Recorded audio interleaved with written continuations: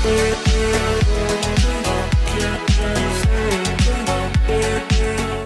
Students, welcome to फ्यूके education. मेरा नाम है आकाश रजक और आज हम स्टार्ट करेंगे बिजनेस के चैप्टर 2 प्रिंसिपल ऑफ मैनेजमेंट के कुछ एमसीक्यूज जो कि आपके एग्जाम पॉइंट ऑफ व्यू से काफी इंपॉर्टेंट हो सकते हैं। सबसे पहले हम बात करते हैं प्रिंसिपल ऑफ मैनेजमेंट की। तो प्रिंसिपल्स का मतलब क्या है एक तरीके से, तो जनरल रूल या गाइडलाइन जिसको हम फॉलो करके किसी एक बिजनेस के जो मैनेजमेंट है उसमें मदद ले सकते हैं।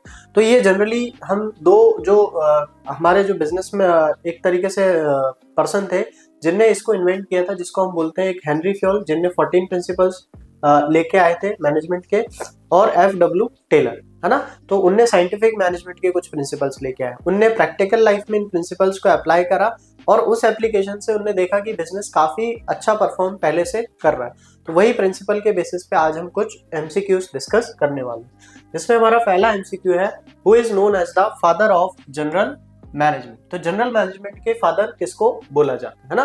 तो यदि हम बात करें जनरल मैनेजमेंट के फादर की, तो ये हमारे कौन होते हैं, ये है हमारे हेनरी फ्योल्स। और हेनरी फ्योल ने ही प्रिंसिपल ऑफ मैनेजमेंट जो थे, जिसमें हम 14 प्रिंसिपल्स पढ़ते हैं, उनको क्या करा था, उन्होंने डिस्कवर करा था। और ये 14 प्रिंसिपल में आपके अलग अलग प्रिंसिपल हैं, जैसे डिवीजन ऑफ वर्क, है ना, स्टेबिलिटी ऑफ टेन्योर, फिर unity of command, unity of directions. तो ऐसे मिला के लगभग 14 प्रिंसिपल्स इनने डिस्कवर किए थे, जो कि एक रियल लाइफ सिचुएशन में या एक बिजनेस को हेल्प करता है वो ताकि वो एफिशिएंटली और इफेक्टिवली अपने गोल्स को और टारगेट्स को अचीव कर सके। नेक्स्ट जो हमारा क्वेश्चन है, which principle of management suggest that each employ should receives order from one superior. Clear. तो अब सबसे पहले सुपीरियर क्या होता है, तो सुपीरियर यदि हम किसी ऑर्गेनाइजेशन में बात करते हैं तो जो एम्प्लॉयर होता है, मतलब जो आपको काम दे रहा होता है, वो एम्प्लॉयर आपका क्या होता है, सुपीरियर होता है। तो एम्प्लॉयर के नीचे कौन काम करता है, एम्प्लॉय काम करते हैं। और ये जो एम्प्लॉयज हैं, ये एम्प्लॉयज वर्क करेंगे। अब जो ये प्रिंसिपल कहता है, कौन सा प्रिंसिपल कहता है, तो यदि हम बात करें यूनिटी ऑफ डायरेक्शन की, तो डायरेक्शंस का मतलब क्या हो गया, डायरेक्शन का मतलब है एक्शन। किसका एक्शन, एम्प्लॉयज का। और वो एक्शन किस तरफ होना चाहिए, वो एक्शन टूवर्ड्स ऑर्गेनाइजेशनल गोल की तरफ होना चाहिए। मतलब ये किसके बारे में बात कर रहा है, ये एम्प्लॉयज के वर्क के बारे में बात कर रहा है कि जो वो वर्क कर रहे हैं वो एक ही गोल या एक ही एम की तरफ होना चाहिए। दूसरा यदि हम बात करें डिवीजन ऑफ वर्क की, तो डिवीजन मतलब ही क्या हो गया, काम को डिवाइड करना। तो जब आप काम को डिवाइड करने की बात करोगे तो यहाँ पे ऑर्डर की तो बात हो ही नहीं रही। तीसरा हमारा स्केलर चेन। स्केलर चेन का मतलब होता है कि हम जब इंफॉर्मेशन एक हायरार्किकल फॉर्म में क्या करते हैं, फ्लो करते हैं, जैसे ए बी को कम्युनिकेट करे, बी सी को, और कोई इंफॉर्मेशन यदि वापस ऊपर जानी है तो फिर सी बी को बताए और डी ए को बताए, तो इसको हम बोलते हैं प्रिंसिपल ऑफ स्केलर चेन। तो यहाँ पे जो हमारा सही ऑप्शन होगा वो होगा यूनिटी ऑफ कमांड। कमांड का मतलब क्या हो गया, जो ये एक बॉस होगा, इसी बॉस से सबको ऑर्डर मिलेंगे। क्योंकि अगर मल्टीपल बॉसेस आपको ऑर्डर देंगे, जैसे एक बॉस यहाँ एक और आ जाए जो ऑर्डर दे, तो कहीं ना कहीं ये चाओस क्रिएट करेगा, कहीं ना कहीं ये कंफ्यूजन क्रिएट करेगा, और एम्प्लॉयज जो हैं वो अपनी ड्यूटी से क्या हो जाएंगे, एक तरीके से स्केप कर सकते हैं या एक एक्सक्यूज मार सकते हैं कि हमें तो इन सर ने काम दिया था तो हम वो काम को पूरा नहीं कर पाए। तो जो हमारा करेक्ट ऑप्शन होगा वो होगा यूनिटी ऑफ कमांड। नेक्स्ट जो हमारा क्वेश्चन है वो है, which of the following principle is violated when there is overlapping of activities between two department. Overlapping की बात हो रही है। ओवरलैपिंग का मतलब क्या हो गया, ओवरलैपिंग का मतलब हो गया कि एक ही काम दो या दो से ज्यादा लोग या दो से ज्यादा डिपार्टमेंट कर रहे हैं। तो जब ये काम एक ही ज्यादा लोग अगर कर रहे होंगे तो कहीं ना कहीं एक वेस्ट जो ऑर्गेनाइजेशन के रिसोर्सेज होंगे वो क्या होंगे, वेस्ट। तो यहाँ पे यदि हम बात करें डिसिप्लिन की, तो डिसिप्लिन का मतलब होता है कि जो भी प्रॉपर ऑर्डर है या जो भी रूल रेगुलेशन है मैनेजमेंट का, उसको फॉलो करना। यदि हम बात कर रहे हैं स्केलर चेन की, जो कि अभी हमने डिस्कस किया कि फ्लो ऑफ इंफॉर्मेशन, है ना। और एक स्टेबिलिटी ऑफ टेन्योर। स्टेबिलिटी का मतलब होता है क्या, एक तरीके से परमानेंट, या जो एम्प्लॉयज हैं वो क्या करें, खुद को जो ऑर्गेनाइजेशन है उस ऑर्गेनाइजेशन में सेफ या सिक्योर मींस जॉब सिक्योरिटी, तो सिक्योर फील करें, उनकी जो जॉब है उसकी सेफ्टी रहे। तो कहीं ना कहीं हमारा जो यूनिटी ऑफ डायरेक्शन मतलब कि कहीं ना कहीं आप एक ही डायरेक्शन में एक ही जगह पे टुवर्ड्स ऑर्गेनाइजेशनल गोल वर्क करें। क्योंकि जब आप ऑर्गेनाइजेशनल गोल के लिए वर्क करेंगे और जब आपको काम को डिवाइड होकर आपको प्रॉपर तरीके से काम मिलेगा, तो यहाँ पे कोई भी ओवरलैपिंग नहीं होगी। तो यदि आप एक डायरेक्शन में एक तरीके से अलग अलग जो आपको काम मिला हुआ है उसको ऑर्गेनाइजेशनल गोल की तरफ करेंगे, तो कहीं ना कहीं ये प्रिंसिपल्स क्या वायलेट नहीं होगा। ठीक है। नेक्स्ट हमारा जो क्वेश्चन है, एस्पेरेट डी कॉप्स, है ना। Esprit de corps emphasis on the importance on which of the following. सबसे पहले तो हम इसका मतलब समझे एस्पेरेट डी कॉप्स का। एस्पेरेट डी कॉप्स का सिंपल मतलब होता है टीम वर्क, टीम वर्क या टीम एफर्ट, है ना। तो कहीं ना कहीं यदि हम बात करें किसी भी ऑर्गेनाइजेशन में क्या जरूरी है कि एक टीम वर्क होना जरूरी है, क्योंकि यदि हर ऑर्गेनाइजेशन में एम्प्लॉइज अपने अपने हिसाब से काम करेंगे या उनके जो एक्शन है उनमें यूनिटी नहीं होगी या उनके जो डायरेक्शन है उसमें यूनिटी नहीं होगी, सब अपने इंडिविजुअल गोल की तरफ वर्क करेंगे, तो कभी भी ऑर्गेनाइजेशन अपने गोल को अचीव नहीं कर पाएगा। और दूसरा, यदि वो कॉपरेट करके एक दूसरे के साथ काम नहीं करेंगे तो कभी भी ऑर्गेनाइजेशन अपने गोल को अचीव नहीं कर पाएगा। तो कहीं ना कहीं यूनिटी ऑफ कमांड अभी हमने डिस्कस किया कि जो ऑर्डर है वो हमें खाली एक ही बॉस से आना चाहिए। Delegation of authority, delegation means transfer of authority, authority means power to take decision.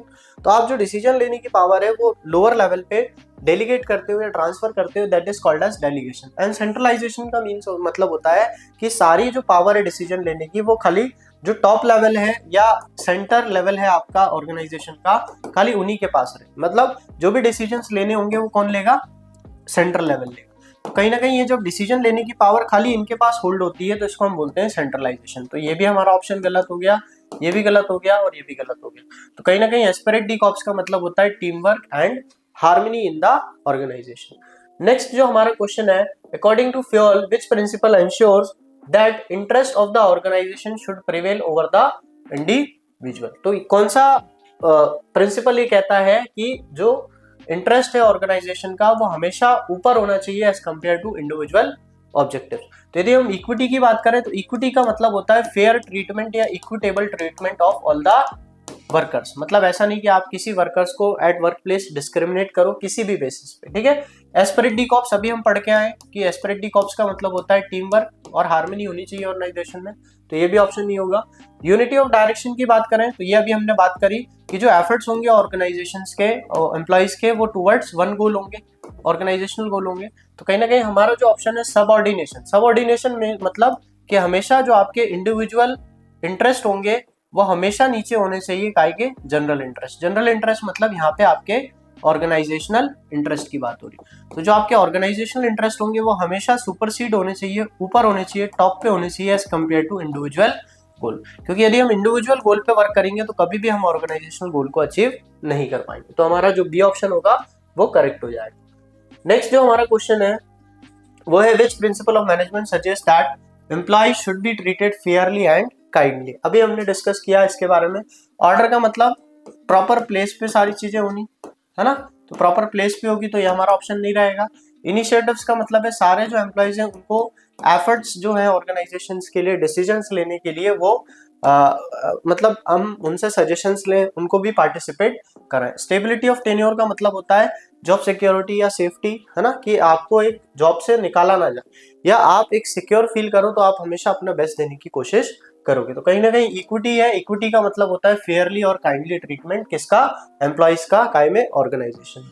यदि हम नेक्स्ट क्वेश्चन की बात करें, a chain of authority exists from the top management to the lowest management, this refers to the principle of, है ना।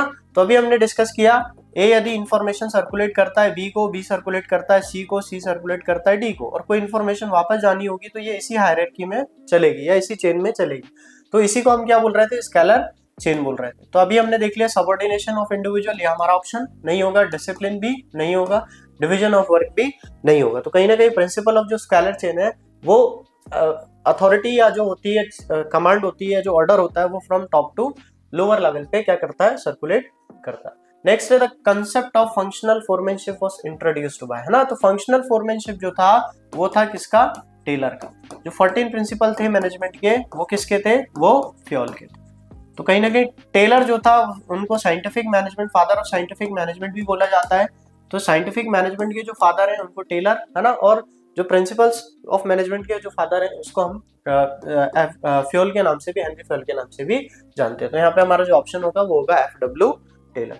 Next हमारा जो question है, which principles of management suggest that a manager should replace I with we, है ना। आई with we मतलब जहां भी वी की बात हुई वहां किसकी बात हो रही होगी, टीम की बात हो रही। और जब भी टीम की बात हो रही होगी तो सिंपल है, हमारा कौन सा प्रिंसिपल फॉलो होगा, एस्पेरेट डी कॉप्स। क्लियर।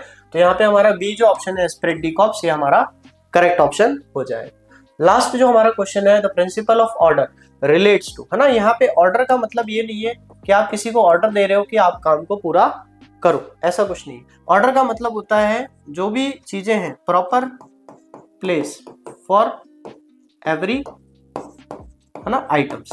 मतलब जो भी चीजें हैं वो अपनी अपनी जगह पे अरेंज रहे। मतलब अरेंजमेंट किसका, जो आपके रिसोर्सेज हैं या जो आपके ऑर्गेनाइजेशन में टूल्स हैं, जो आपके ऑर्गेनाइजेशन में चीजें यूज हो रही है, उनको प्रॉपर तरीके से रखना। तो कहीं ना कहीं proper arrangement of things and people is called as principle of order. तो मेंटेनेंस ऑफ डिसिप्लिन, ये तो प्रिंसिपल ऑफ डिसिप्लिन हो गया। रिडक्शन इन वेस्टेज, ये इसका बेनिफिट हो सकता है। और यूनिटी ऑफ डायरेक्शन, मतलब काम एक ही दिशा में या एक ही डायरेक्शन में करें ताकि हम अपने ऑर्गेनाइजेशन के गोल को अचीव कर सके। तो प्रिंसिपल ऑफ ऑर्डर जो सजेस्ट करता है वो क्या सजेस्ट करता है कि प्रॉपर अरेंजमेंट काय का, थिंग्स का और पीपल का काय में, ऑर्गेनाइजेशन, ताकि जो भी एफर्ट्स है हमारे वो कम से कम लगे, ताकि जो वेस्टेज ऑफ टाइम है वो कम से कम। तो ये हमारे टोटल 10 एमसीक्यूज थे जो कि आपके एग्जाम पॉइंट ऑफ व्यू से इंपॉर्टेंट है, और इन्हीं में से काफी क्वेश्चंस आपके एग्जाम्स में आते हैं। तो यदि आपको वीडियो अच्छी लगी हो तो वीडियो को लाइक करें, अपने फ्रेंड्स के साथ इसको शेयर करें। चैनल्स पे और भी वीडियोस डले हुए हैं अकाउंट्स के, बिजनेस के, इकोनॉमिक्स के, आप उनको भी जाके देखें, जो कि आपके एग्जाम के पॉइंट ऑफ व्यू से बहुत ही हेल्पफुल होने वाले हैं।